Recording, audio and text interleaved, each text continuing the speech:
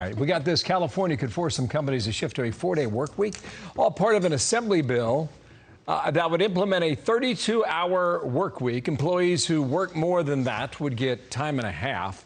The law would affect companies with more than 500 workers. There are about 2,600 of those in California. Here to talk about it, author of Don't Burn This Country, Dave Rubin, who fled L.A. for Florida. Dave, how you doing? How's it going in Florida? I know you love it there. Good morning to you. I got a topic for you in Florida. But first, California. Is this the way they're going to go, 4 days a week?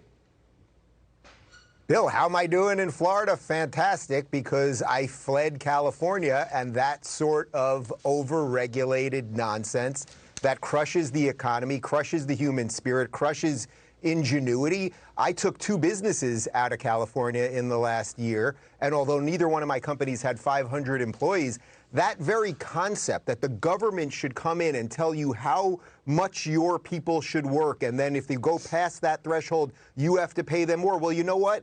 Your people may become less productive so they can start adding hours, or you may just realize you can't hire as many people because you suddenly have to pay them more. This is just it's so in line with the endless nonsense that comes out of California, which, by the way, is why several 100,000 people have fled California since the lockdowns, and Florida and Texas and Tennessee are exploding, and California and New York are crumbling. It's like, you get what you vote for, people.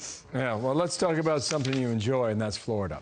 Turns out Disney was given to Republican candidates in Florida. We found out that Disney donated $190,000 to Florida's Republicans weeks before they began to condemn the bill that was passed in the State House. Here are the numbers: $190,000 total, $125,000 Republican Party of Florida, $65,000 unidentified political action committee. What do you make of that, Dave?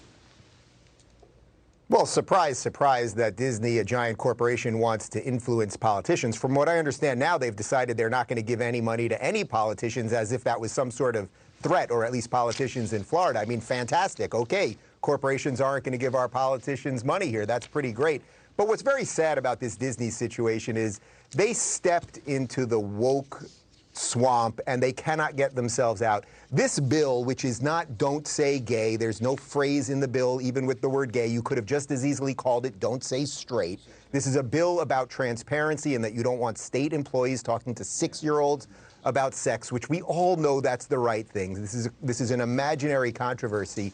But Bob Chapek, who's the CEO of Disney, he has a woke corporation. He has woke activists working for him. And Bill, I'm guessing you and Dana saw it. There was a video where he has all of his activist employees and he's pledging he'll be a better ally and he wishes he could be better and he'll do more for them.